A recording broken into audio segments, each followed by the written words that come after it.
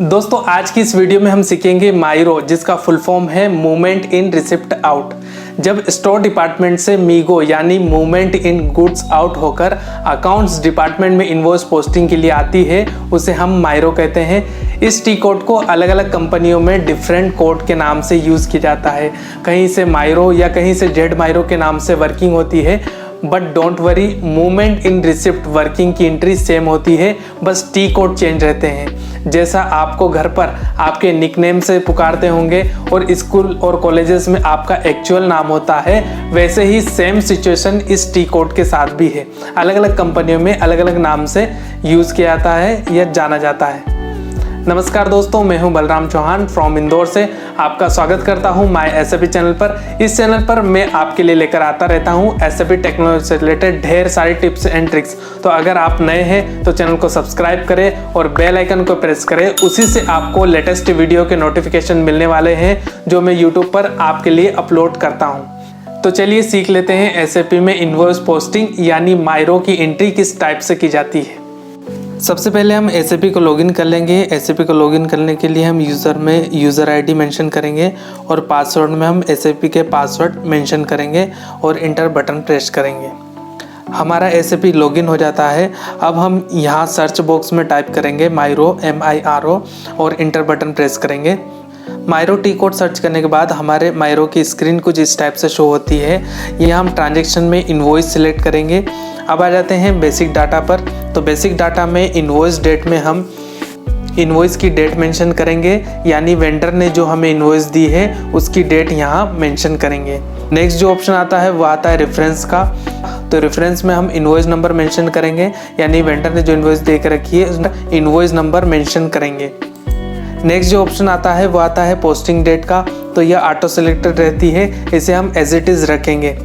अगर back date में entry कर रहे हैं तो यहाँ डेट चेंज कर सकते हैं, पर बैक डेट में एंट्री के लिए आपको पोस्टिंग पीरियड ओपन होना चाहिए। नेक्स्ट जो ऑप्शन आता है वो आता है अमाउंट का। तो यहाँ हम इनवॉइस का ग्रैंड टोटल अमाउंट मेंशन करेंगे, GST इंक्लूडेड। नेक्स्ट जो ऑप्शन आता है वह आता है टैक्स अमाउंट का। तो यह ऑटो सिलेक्टेड रहता है, यहाँ हमें एज इट इज़ रखना है। नेक्स्ट जो ऑप्शन है वह बिजनेस प्लेस सिलेक्शन का। तो यहाँ कंपनी कोड मेंशन करेंगे। नेक्स्ट ऑप्शन है टेक्स्ट का। तो यहाँ हम मटेरियल का नाम या डिस्क्रिप्शन में इनवॉइस रिसीव्ड फ्रॉम स्टोर भी मेंशन कर सकते हैं। ज़्यादा बेटर यह रहेगा कि आप आइटम नेम ही मेंशन करें, क्योंकि आपको आइटम फाइंड करने में आसानी होगी। तो टेक्स्ट में हम आइटम नेम मेंशन करेंगे। नेक्स्ट जो ऑप्शन है वो होता है PO रेफरेंस का। तो हम यहाँ PO रेफरेंस पे क्लिक करेंगे और डिलीवरी नोट सेलेक्ट करेंगे। हमें इनवॉइस नंबर से पोस्टिंग करना है तो हम डिलीवरी नोट सेलेक्ट करेंगे, या PO या सर्विस एंट्री से इनवॉइस पोस्टिंग करना है तो आप वह सिलेक्ट करेंगे। मैं इनवॉइस नंबर से पोस्टिंग कर रहा हूँ, इसलिए यहाँ डिलीवरी नोट सेलेक्ट करूँगा और यहाँ पर जो नेक्स्ट जो ऑप्शन आता है ब्लैंक, यहाँ पर इनवॉइस नंबर मेंशन करूँगा और इंटर प्रेस करूँगा।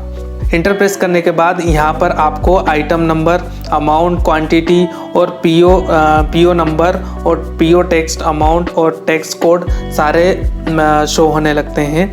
आप इसे इनवॉइस और GRN से मैच कर सकते हैं। इसको मैच करने के लिए यहाँ पर ऑप्शन भी है। यह जो ऑप्शन है वो सिलेक्ट ऑल का है, यानी आइटम सारे सिलेक्ट हो जाते हैं। डिसलेक्ट के लिए ये ऑप्शन दे के रखा है, तो यहाँ पर इस से डिसलेक्ट कर सकते हैं। डिलीट के लिए ये ऑप्शन है, आइटम डिलीट करने के लिए यहाँ से आप आइटम को डिलीट कर सकते हैं। उसके बाद डिसेंडिंग और असेंडिंग में आइटम को जमाने के लिए इन दोनों ऑप्शन का यूज़ कर सकते हैं। यह जो ऑप्शन दे के रखा है वो आइटम कोड सर्च के लिए दे के रखा है। यहाँ से आप अगर 50 आइटम है तो वहाँ से अगर एक आइटम सिलेक्ट करना है तो यहाँ पर आप आइटम कोड नंबर डालकर और यहाँ पर आइटम का नाम डालकर सर्च कर सकते हैं। नेक्स्ट जो स्टेप होती है वो आती है पेमेंट की। तो हम यहाँ पर पेमेंट पर क्लिक करेंगे। पेमेंट पर क्लिक करने के बाद हमारे सामने सबसे फर्स्ट ऑप्शन आता है बेसलाइन डेट। तो यहाँ हम GRN डेट मेंशन करेंगे, यानी जिस डेट को स्टोर्स में मटेरियल का इन्वर्ट लिया हो वह डेट यहाँ मेंशन करेंगे। उसके बाद जो ऑप्शन आता है वह आता है पेमेंट टर्म का। तो हम यहाँ 15 डेज़ या 30 डेज़ के बाद इस इनवॉइस का पेमेंट करवाना हो तो यहाँ सिलेक्ट कर सकते हैं। हालांकि यह परचेस डिपार्टमेंट जब PO यानी परचेस ऑर्डर बनाते हैं तभी कंडीशन मेंशन कर दी जाती है, तो यह भी ऑटो सिलेक्टेड रहेगा। यहाँ हम कोई भी चेंजेस नहीं करेंगे। नेक्स्ट जो ऑप्शन आता है वो आता है ड्यू ऑन का। तो पेमेंट टर्म के अकॉर्डिंग यहाँ ऑटो सेलेक्ट रहता है ड्यू डेट, तो यहाँ ड्यू डेट आ जाएगी। नेक्स्ट जो ऑप्शन आता है वो आता है CD का, तो यह ब्लैंक रहेगा। उसके बाद जो ऑप्शन आता है वो आता है पेमेंट मेथड का। तो यहाँ से हम अगर चेक से पेमेंट करवाना चाहते हैं तो यहाँ पर हम C सिलेक्ट करेंगे, अगर NEFT करवाना चाहते हैं तो N सिलेक्ट करेंगे, और अगर कैश पेमेंट है तो हम यहाँ पर E सिलेक्ट करेंगे, और अगर पेमेंट को ब्लॉक करवाना चाहते हैं कुछ टाइम के लिए तो हम यहाँ पर B सिलेक्ट करेंगे। नेक्स्ट जो ऑप्शन आता है पेमेंट ब्लॉक का, तो यह फ्री फॉर पेमेंट रहेगा। उसके बाद जो ऑप्शन आता है वह इनवॉइस रेफरेंस का, तो यह भी ब्लैंक रहेगा। जो ऑप्शन आता है वह पार्ट बैंक का, तो पार्ट बैंक से हमें पेमेंट नहीं करना है, तो यह भी ब्लैंक रहेगा। नेक्स्ट स्टेप पर चलते हैं डिटेल्स पर। करने के बाद हमारे सामने जो फर्स्ट ऑप्शन आता है वो आता है डिटेल्स CSTS। तो यहाँ पर अमाउंट अगर हमारा डिफरेंस आ रहा है 0.5 पैसा या 10 पैसा, अगर यहाँ पर बैलेंस दिखा रहा है तो उसको जीरो करने के लिए वह अमाउंट यहाँ पर पेस्ट कर देंगे कॉपी करके।